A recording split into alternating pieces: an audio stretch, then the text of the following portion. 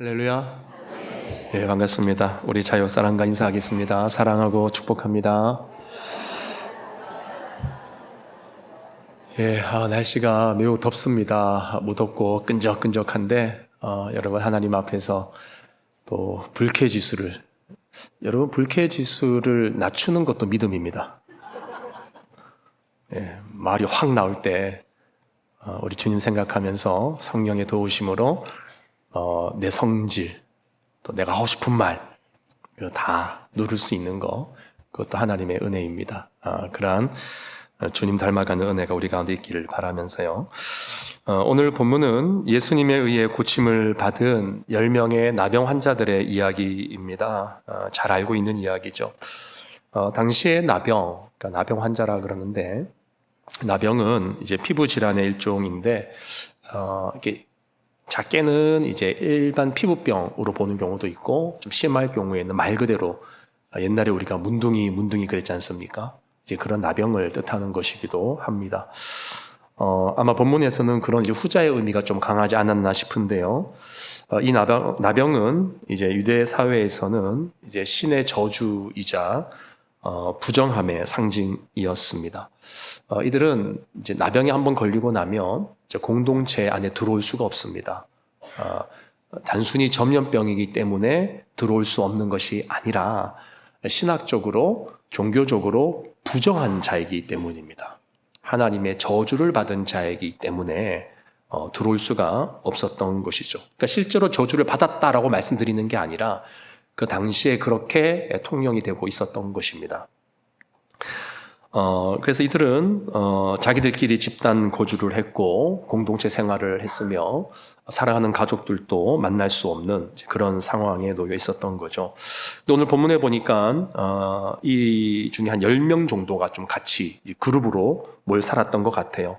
이 문둥병자, 나병 환자 10명이 이제 예수님을 찾아왔습니다. 근데 나병 환자다 보니까 가까이 올 수는 없어요. 이제 멀리 떨어져서, 멀찌감치 떨어져서 예수님을 향해서 소리 지릅니다. 우리를 불쌍히 여기소서, 우리를 고쳐주소서, 그 말이 되겠죠? 그러자 예수님께서 반응하십니다. 어떻게 반응하시냐면 가서 제사장들에게 너희 몸을 보이라 이러세요. 아마 예수님도 이제 거리가 머니까 크게 외쳤을 것 같아요. 그래, 가서 제사장들에게 너의 몸을 보여라 외쳤을 것 같아요. 그러니까 이 사람들이 그 얘기를 듣고 처음에는 이게 뭔가 했겠죠? 그런데 놀랍게도 성경에 보니까 아무런 토를 달지 않고 그대로 제사장들을 향해 갔다라고 되어 있습니다. 당시 율법에 의하면 나병과 같이 부정한 자들이 고침을 받았을 때는 가장 먼저 제사장에게로 가야 됩니다. 가서 확인을 받는 거예요. 그 당시에는 제사장이 나병이 그러니까 부정한 자이니까 하나님으로부터 저주받았다는 의미가 강하다 보니까 제의적인 의미에서 종교 지도자들이라고 할 수 있는 제사장들이 그 상처와 부정해진 몸을 다 훑어보고 나았다, 깨끗해졌다 이렇게 진단을 내려줬다는 것입니다. 그러니까 예수님께서 지금 이들에게 병이 낫기도 전에 제사장들에게로 가라 이렇게 말씀하신 것은 너희들이 나를 정말 믿는다면 한번 믿음의 행동을 보여봐라 그 뜻이 되겠죠. 믿고 한번 가봐라. 그러면 정말 나을 것이다. 그 메시지를 예수님이 던지신 것입니다. 그리고 이들은 정말 그 말 그대로 제사장에게로 갔습니다. 그런데 이때 정말 대단한 기적이 하나 발생을 하죠. 가는 도중에 어떤 일이 발생합니까? 깨끗하게 나음을 입은 것입니다. 자, 이제부터가 중요합니다.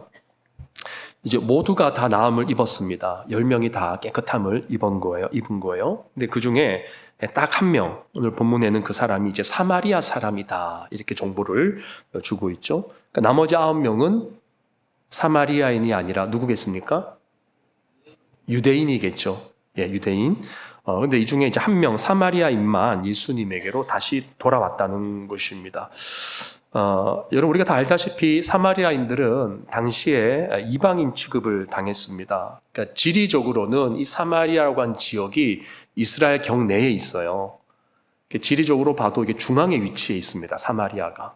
예. 그러니까 땅은 이스라엘 땅 안에 있는데 이제 사실은 한 700여 년부터 이방인들과 이들의 사이에 혼혈 이제 자녀들이 태어났기 때문에 이제 순수 유대인들 입장에서 봤을 때는 이 사마리아인들이 이제 혼혈이 태어났기 때문에 사마리아인들이라고 부르는 거거든요. 예, 그래서 이들이 이방인과 다를 바가 없었던 것입니다. 굉장히 경멸했어요. 예, 그러니까 유대인들은 이방인들을 이제 개와 같이 취급했기 때문에 상종할 수 없는 자들로 생각했기 때문에 이 사마리아인들이 그런 취급을 받고 산 겁니다. 오랜 세월을 그렇게 산 거예요. 그런데 지금 이 사마리아인이 지금 예수님에게 돌아온 거죠. 예. 다른 사람은 다 안 돌아왔는데 이 사람만 돌아왔습니다. 돌아와서 주님 앞에 경배하고 감사했다. 이게 이제 오늘 본문의 내용입니다. 그럼 이제 우리는 여기서 한번 생각해 봐야겠죠. 어째서 이러한 놀라운 기적을 체험하고도 나머지 9명은 돌아오지 않고 이 한 명만 돌아온 것일까? 그가 가정교육을 잘 받았기 때문일까요? 예의가 발랐기 때문일까요? 아닙니다. 우리는 이것을 당시의 유대인과 사마리아인의 관계에 비추어서 한번 생각해 볼 필요가 있는데요. 앞서 언급한 것처럼 당시 유대인들은 사마리아인들과 상종하지 않았습니다. 부정한 이방인 취급을 했기 때문이었죠. 그러니까 이들이 이런 겁니다. 이 9대 1이거든요. 9대 1. 9대 1이거든요. 평상시 같으면 상종하지 않아요. 그런데 지금 이 사람들이 똑같이 나병에 걸렸단 말이죠. 똑같이 부정한 취급을 받는 사람들이었던 거죠. 그러니까 이 사람들이 어떻게 되느냐. 동병상련이라고 서로 어울리게 된 겁니다. 예, 서로 어울리면서 또 이렇게 속내도 얘기하고 또 막상 경험해보니까 똑같은 인간이네. 뭐 이렇게 됐겠죠. 뭐가 이렇게 유대관계가 형성이 됐겠죠. 그런데 이제 병이 낫고 나서는 이야기가 달라지는 겁니다. 똑같이 병들었을 때는 한 그룹이었어요. 병이 낫는 순간 상황이 완전 달라지는 거죠. 더 이상 사마리아인은 그들 틈에 끼어 있을 수 있다 없다? 없는 거예요. 사마리아인이 유대인 제사장에 가서 몸을 보인다? 있을 수가 없는 일인 것입니다. 상상도 할 수 없는 거죠. 그건 유대인들만 할 수 있는 거예요. 그러면 지금 병이 나았을 때, 나병이 나았을 때는 제사장에게 가서 확인을 받아야 된단 말입니다. 그래서 예수님 또 말씀하셨어요. 제사장들에게 가라. 가서 보여라. 그랬단 말이에요. 그러면 지금 이 사마리아인은 누구에게로 가야 되는 겁니까? 예? 제사장에 갈 수 없잖아요. 유대인 제사장이 어떻게 갑니까? 갈 수 없단 말이죠. 여러분, 유대인들은 예루살렘 성전에서 예배를 드렸지만 당시 사마리아인들은 어디서 예배를 드렸는지 아십니까? 성경을 많이 읽어보신 분들은 아마 이 산을 들어보셨을 것입니다. 세 글자. 여러분, 예루살렘은 어느 산에 있습니까? 시온산. 예. 그럼 사마리아인들의 예배 처소가 따로 있었거든요. 그 사마리아인들의 예배 처소는 어느 산에 있었을까요? 그리심산이에요. 예, 아시는 분들이 계시네요. 그리심산에 있었어요. 그러니까 거기에 그들의 예배 처소가 따로 있었고 또 그들끼리 나름대로 세운 제사장들도 있었던 것입니다.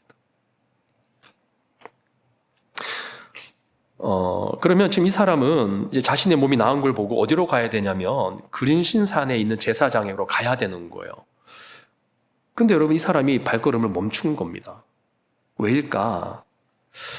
여러분 좀 이상하지 않습니까? 제가 이 부분을 좀 한참 묵상하고 이제 고민하면서 이런 생각을 했어요. 그러니까 제 추정입니다만, 이제 서로가 나병 환자였을 때는 유대인이나 사마리인이나 어차피 이제 모두에게 부정한 취급을 받는 입장이었기 때문에 이제 서로 이제 친해졌단 말입니다. 서로 의지하는 관계, 동고동락하면서 속내를 나누는 그런 공동체가 되었단 말이죠. 근데 막상 병이 낫고 나니까 이제 언제 그랬냐는 듯이 서로의 위치가 확 달라졌다는 거예요. 그러니까 9명의 유대인 나병 환자들은 이제 병이 낫자마자 곧장 유대인 제사장들을 향해서 뛰어간 것이고 이제 고민할 필요가 없는 겁니다. 고민할 필요가 없는 거예요. 근데 이제 사마리아인은 어떻습니까? 저는 그래요. 만약에 5대 5의 비율로만 있었어도 아마 이 사마리아인이 나았을 때 그들의 제사장에게로 뛰어가지 않았겠나 저는 그런 생각을 해봅니다. 무슨 말이냐면 여러분 1대 9로 오랜 세월을 그들이 동고동락하면서 지냈다고 한번 가정해 보십시오. 그들이 이런저런 속내를 얘기하면서 정말 금기시되는, 사실은 말하면 안 되는 금기시되는 이야기, 종교적인 이야기까지 하게 되는 거죠. 우리나라도 약간 비슷한 상황이 있죠. 우리가 같은 교회 안에 있어도 정치적으로 얘기하지 않는 부분들이 있지 않습니까? 그런데 같이 나병에 들었단 말이에요. 같이 아프고 같이 고통 가운데 있단 말이에요. 근데 그런 상황에서 정치적으로 이 편이고 저 편이고 이게 뭐가 상관이 있겠습니까? 서로 속내를 얘기하고 위로하고 보다듬다 보니까 그래 너는 그래서 그쪽을 지지했었니? 그래서 서로 봐라 나는 사실은 이쪽이었는데 내가 지지하는 이유는 이거야. 뭐 이런 얘기 서로 하지 않았겠어요? 그러면서 서로 이제 이해가 생기는 거죠. 근데 숫자를 보십시오. 5대 5가 아니라 몇 대 몇이에요? 1대 9예요. 1대 9. 제 추측에는 아마 이 사마리아인 나병 환자가 이 유대인들로부터 상당한 왜 예루살렘에서 예배를 드려야 되는지, 왜 시온산이 하나님이 임재하시는 언약의 산인지 하는 이런 이야기들을 계속 듣지 않았겠습니까? 가랑비에 옷 젖는다고 막 거기에 대해서 상당히 마음이 열렸을 수도 있다는 거예요. 근데 문제는 뭐냐면 병이 딱 낫자마자 9명의 유대인들은 곧장 예루살렘에 달려갔는데 본인은 딱 보니까 난 어디로 가야 되지? 이런 생각이 드는 거죠. 난 어디로 가야 되는 걸까? 여러분 이게 그냥 제 억측만이 아닌 게 여러분 요한복음 4장에 보면 사마리아 여인의 이야기를 다 알고 있지 않습니까? 그 사마리아 여인이 예수님에게 나와서 그 진정한 자신의 그 목마름에 대한 이야기를 했단 말이죠. 여러분 사마리아 여인이 목말라 했던 이유가 무엇입니까? 이런 거 아니었습니까? 우리 조상들은 이 그린심산에서 예배하였는데 어찌하여 당신들은 예루살렘에서 예배한다고 합니까? 도대체 어디서 예배해야 되는 게 맞습니까? 이게 사마리아 여인의 질문이었단 말이에요.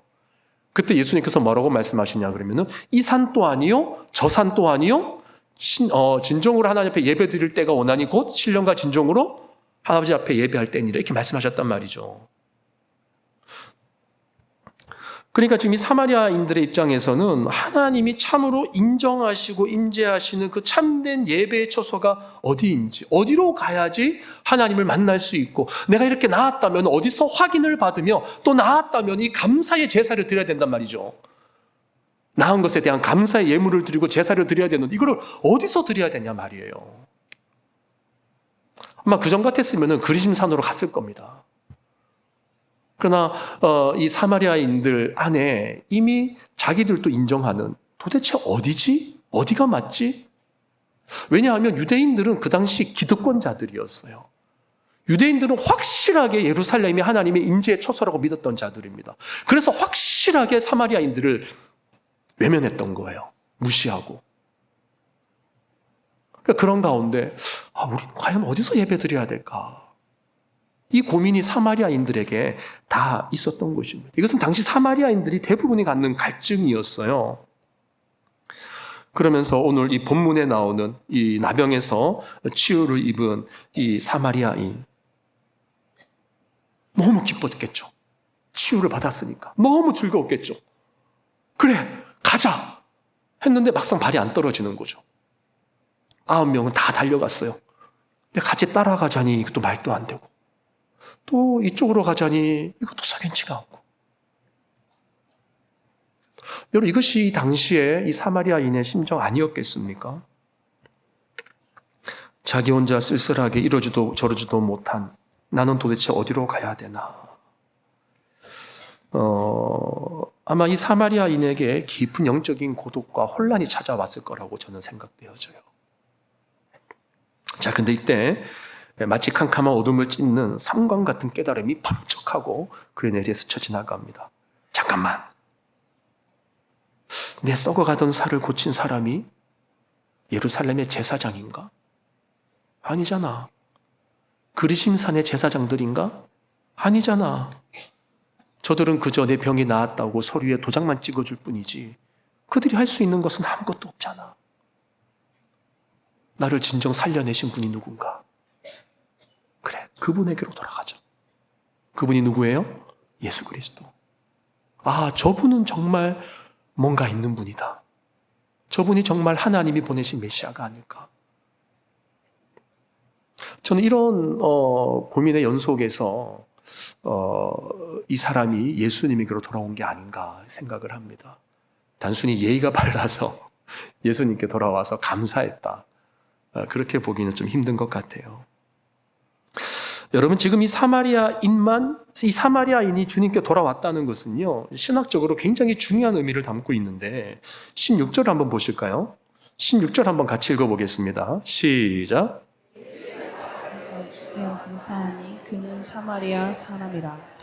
자, 예수의 발 앞에 엎드려 감사했다. 이거 뭐 사실 그렇게 중요하게 보이진 않잖아요.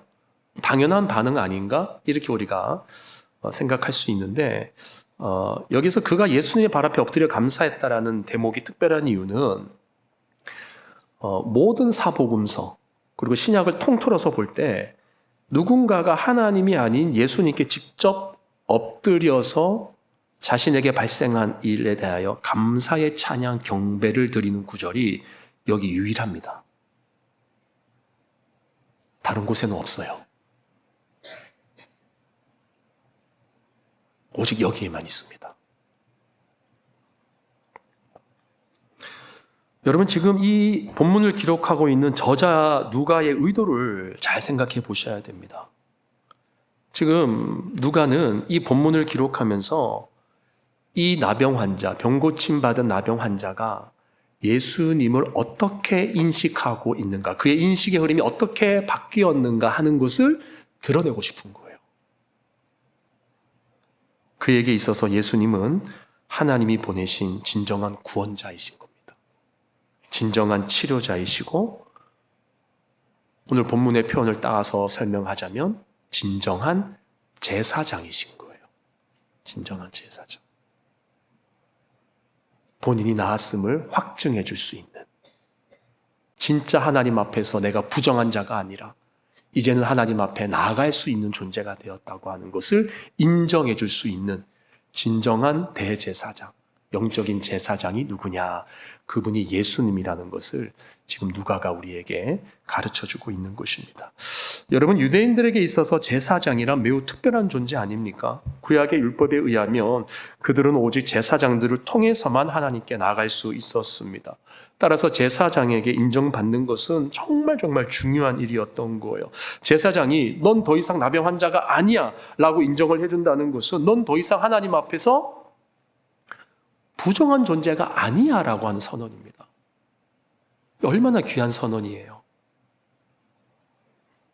다시 말해서 제사장이 중보자의 역할을 했던 것입니다. 그런 중보자의 역할이 뭡니까? 하나님과 그의 백성들 사이에서 중재 역할을 하는, 그게 중보자라 그럽니다.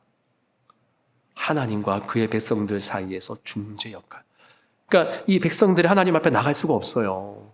무엇 때문에 못 나갑니까? 죄 때문에 못 나가는 겁니다.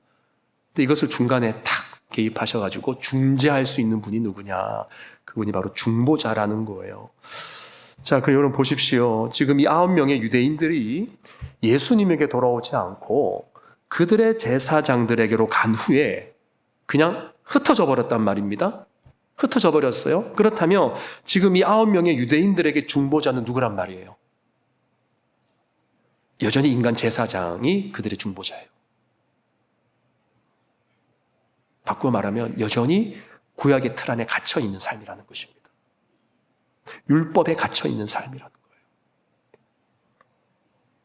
거예요. 이들은 예수님의 기적을 경험했습니다. 예수님으로부터 치유도 경험했습니다. 그러나 여전히 구약의 율법주의를 벗어나지 못한 구시대를 살아가고 있는 자들이라는 것이죠. 반면에 이 사마리아인은 어떻습니까? 진정한 중보자를 찾았다는 말이에요. 바로 예수님이 하나님과 우리 사이의 진정한 구원자 되신, 구원의 길이 되신다는 것을 알게 되었다는 것입니다. 여러분, 구약의 제사장은 그림자입니다. 죄로 인해 하나님과 단절된 우리를 온전히 회복시키시고 하나님과 우리의 관계를 화목시키시는 중보자, 그분이 누구냐? 바로 예수 그리스도이십니다. 오직 그분만이 나의 죄를 씻을 수 있고 오직 그분만이 나의 죄 문제를 가지고 하나님 앞에 직접 나가서 하나님, 저 인간, 저 이상렬이라고 하는 인간, 목사라는 감투를 쓰고 있는 인간이지만 제가 보니까 형편없습니다. 쟤는 죽어 마땅합니다. 쟤는 가식적인 목사고 아무것도 아니고 형편없는 사람입니다. 그런데 제가 저 목사를 위해서 대신 죽었잖아요. 아버지, 제가 저 목사를 위해서 십자가에서 대신 죽었잖아요. 그것으로 된 거 아닙니까? 라고 중재 역할을 하시는 분이 예수 그리스도라는 겁니다. 그분이 우리의 중보자신 거예요. 따라서 여러분, 오늘 본문에 나머지 9명의 나병 환자들은 번지수를 잘못 찾은 겁니다. 그들은 비록 자신들의 병이 나았다는 것을 확정해주는, 인간적으로 확정해줄 수 있는 제사장들을 찾아가긴 했지만 여전히 구약적 사고 안에 머물러서 진정한 대제사장이신 예수님을 놓쳐버린 거죠. 여러분, 우리 중에도 이런 분들이 있지 않을까요? 예수님을 진정한 중보자로 만나지 못하고 진심으로 그분을 향해 경배할 수 없는 자들, 그런 분들이 혹 우리 가운데 있지 않을까요? 여러분, 예수님을 진정한 중보자로 만나게 되면 우리는 반드시 그분 앞에 경배하게 돼 있습니다. 하나님과 나와의 막힌 관계를 뚫어주셨는데 어떻게 그분 앞에 우리가 경배하지 않을 수가 있습니까?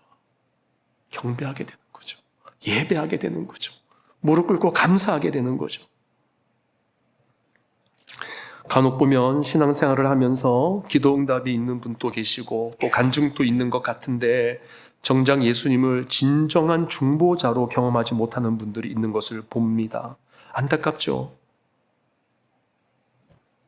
하나님과 나와의 관계를 열어주신 분이라는 믿음이 안 생기는 거예요. 그냥 내 인생의 도깨비 방망이와 같이 뭔가 내 문제를 해결해 주시고 뭔가 내 답답함을 좀 열어주시고 뭔가 내 인생의 숨통을 트여주시는 어떤 신적인 개입 정도, 이 정도로만 뭔가 생각하는, 그래서 뭔가 하나님이 계신 거는 같아 정도의 수준으로만 신앙생활을 평생을 하는 분들이 계십니다. 그러다가 가끔 인생의 어떤 징계, 고난, 어려움이 생기면 아차, 내가 잘못했나 보다 싶어서 하나님 앞에 나가서 하나님, 제가 잘못했습니다. 제가 어떻게 하면 좋을까요? 그렇게 막 벌벌 떨면서 또 다시 자신의 삶을 다시 한 번 더 또 세워보려고 노력하는, 이 정도의 수준에 머물러 있는 분들이 많지 않을까요? 우리 한국교회 안에.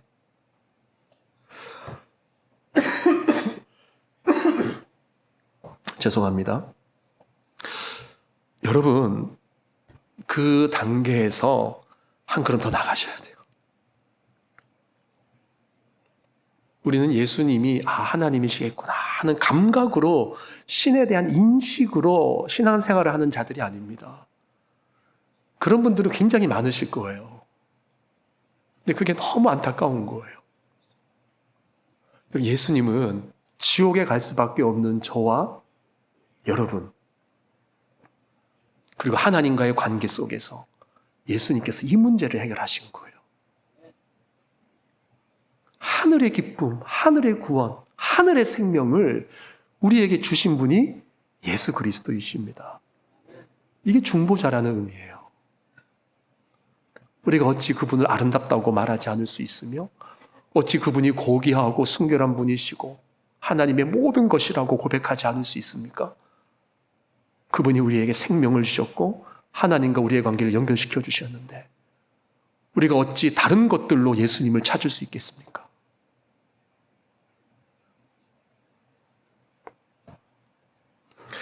여러분, 오직 예수님에게만 구원이 있고 그분에게만 구원이 있다는 말은 그분만이 우리를 깨끗하다고 선언하실 수 있는 분이라는 겁니다.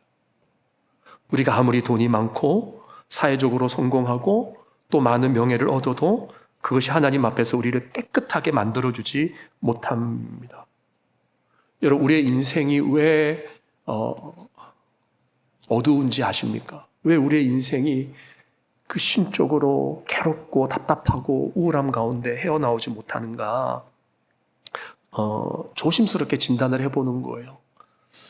결국은 우리 안에 깨끗하지 못한 그 뭔가가 있는 겁니다. 죄의 문제가 있어요. 근데 이걸 해결하지 못하는 거죠. 자꾸 덮어두는 겁니다. 자꾸 덮어두는 거예요. 그 문제는 덮어두고 내 인생의 외적으로 드러난 상처와 문제와 어려움들의 문제들만 가지고 주님을 찾는 거예요. 그러니까 그게 아니라는 거죠.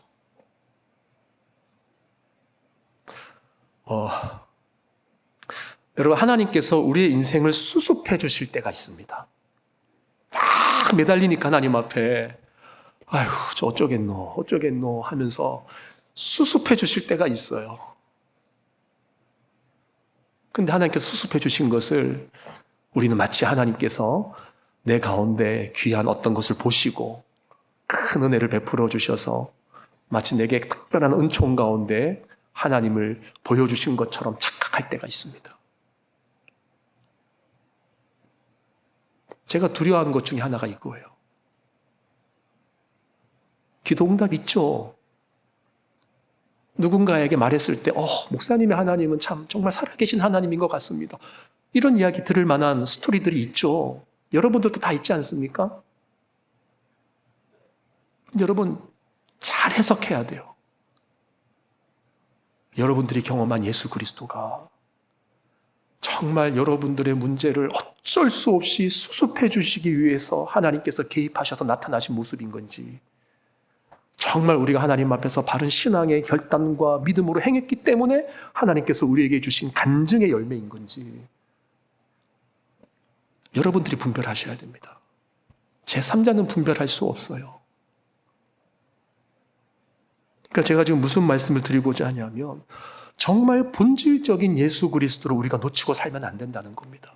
본질적인 예수 그리스도. 여러분 정직하게 스스로를 돌아보면 좋겠어요. 우리 다 알고 있잖아요. 우리 자신이 얼마나 더러운지, 우리가 깨끗하지 않다는 것. 우리 이미 알고 있잖아요. 우리가 부인할 수도 있어요. 목사님 저는 그 정도 아닌데요. 아니요. 여러분의 영은 알아요. 여러분의 영은 알아요. 그래서 내 인생이 왜 이렇게 어두운지, 왜 내 마음속에 평안이 없는지, 인생이 왜 이리 두려운 것인지, 왜 관계의 문제마다 답답하고 꼬이는 건지 우리 알고 있잖아요. 알고 있잖아요. 우리 안에 감춰져 있는 그 더러운 것들, 그 죄의 문제, 그 해결은 받아야 되는 거예요. 그래야지 우리의 영혼에 빛이 들어오고 청소가 되고 예수 그리스도가 우리의 진정한 주인으로, 내가 경배해야 될 분으로, 숭고한 분으로, 아름다운 분으로, 존귀한 분으로, 사랑하는 분으로 그분이 내 마음 가운데 전부를 차지하실 때 그때 우리의 인생에 빛이 나오는 것입니다. 빛이 나와요. 감사가 나오고 놀라운 사실은 그 모습 때문에 주변 사람들이 하나님을 인식하게 됩니다. 주변 사람들 살리게 되는 거예요. 이거 영의 문제예요. 화려한 말의 기술과 수사와 미사로 말을 통해서 해결되는 게 아니에요. 영이 움직이는 겁니다. 그래서 여러분 오늘 본문의 마지막은 이렇게 끝납니다. 그에게 이르시되 일어나 가라 너의 믿음이 너를 구원하였느니라. 그러니까 이 나병 환자는 단순히 치유만 받은 게 아니라 그의 영이 진짜 구원받은 거예요. 진짜 중보자이신 주님께서 이 사람의 심령을 사로잡은 거예요. 하나님의 아들이신 대제사장이신 예수 그리스도가 이 사람의 주인이 되어주신 거예요. 이게 예수 믿는 겁니다. 저는 오늘 이 말씀을 준비하면서 두 부류가 떠올랐습니다. 첫째, 이 9명의 나병 환자처럼 신앙생활을 하면서 체험도 있고 간증도 있는데 정작 예수님을 구원자로 만나지 못하신 분들. 안타깝죠. 두 번째, 우리 교육부서의 아이들입니다. 대부분의 아이들이 모태신앙으로 자라면서 어느 정도 예수님에 대한 인식은 있어요. 하나님에 대한 감각은 있어요. 그런데 아직 주님을 진짜 자신의 구원자로 만나지 못한 우리 아이들 있는 것입니다. 9명의 유대인들이 구약의 율법적 전통에 매여 진정한 대제사장이신 예수님을 놓친 것처럼 어쩌면 우리 자녀들도 우리 부모들의 신앙에 갇혀서 우리 부모들이 제대로 된 복음을 누리는 삶을 보여주지 못해서 우리 자녀들이 그 틀 안에 갇혀 있는 교회 생활을 하는 것은 아닌가, 그런 생각을 해본 것입니다. 저희 자녀도 마찬가지입니다. 내가 자녀에게 진정한 예수님의 복음을 전했던가, 아니 내가 먼저 복음 안에서 진리와 자유함과 행복을 누리고 살았던가, 그리스도의 인격과 그리스도의 지혜가 나를 통해서 자녀에게 전달되고 있었는가. 어쩌면 여러분, 우리 부모 세대들이 자녀의 구원을 가장 확실하게 가로막는 율법주의의 역할을 하고 있을지도 몰라요. 그렇다고 하는 것 같습니다. 잠옷실에서. 사랑하는 성도 여러분, 우리에게 정말 필요한 분은 중보자 예수 그리스도이십니다. 하나님과 나와의 관계를 열어주시는 분은 오직 예수님밖에 없어요. 그분이 우리의 길이고 진리고 생명이 되십니다. 자, 이제 오늘부터 우리가 목장 방학에 들어가죠. 그러나 교육부서는 여름 사역에 돌입을 합니다. 그래서 저희 교회는 이번 방학 기간 동안 한 4, 5주 되는데 이 기간을 그냥 방학으로만 지나지 않고 주일학교 여름 사역을 위한 기도회로 모이기로 결정했습니다. 여러분 믿음홀에서 모일 겁니다. 로시 기도회도 목장 방학도 우리가 다 이 교육부서 다음 세대 여름 사역을 위한 기도회로 대처할 거예요. 좀 좁을 수도 있지만 좁으면 좁은 대로 여러분 함께 모여서 좀 기도해 주시기를 제가 간곡히 부탁드립니다. 우리 주일학교 교사분들은 말할 것도 없고 또 자녀들을 이번 여름 수련회 여름 성경학교 사역에 보내는 우리 부모님들은 뭐 더 말할 것도 없이 반드시 오시기를 바라고요.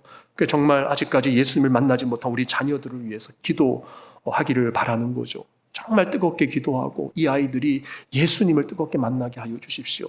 그 기도하면서 부모인 나도 예수님을 다시 한 번 더 뜨겁게 만나는 그런 선순환의 은혜가 있기를 바라는 것입니다. 여러분 오늘 꼭 오십시오. 오셔서 꼭 같이 기도하는 시간 되시기를 바랍니다. 말씀을 정리합니다. 사랑하는 성도 여러분, 예수님만이 유일한 답이십니다. 믿으십니까? 아멘. 예수님만을 소망할 수밖에 없는 사람, 그래서 예수님만을 찾을 수밖에 없는 사람, 예수님에게로 발걸음을 돌이킬 수밖에 없는 사람, 이 사마리아인처럼 나는 어디로 가야 되나? 나는 어디로 가야 되나? 해서 예수님을 찾을 수밖에 없는 사람, 그 사람에게 중보자이신 주님께서 따뜻한 치료의 역사로 함께 하시는 역사로 임재하시는 것이죠. 아무쪼록 여러분 이 말씀을 우리의 가슴에 깊이 새기시면서 이 시간에 진정한 중보자 되시고 하나님과 우리의 관계를 화목케 하신 대제사장이신 예수 그리스도 앞에 나아가 치료도 받고 회복도 되고 삶의 빛을 경험하는 우리 모두가 될 수 있기를 주님의 이름으로 축원합니다. 다 함께 일어나서 우리 들은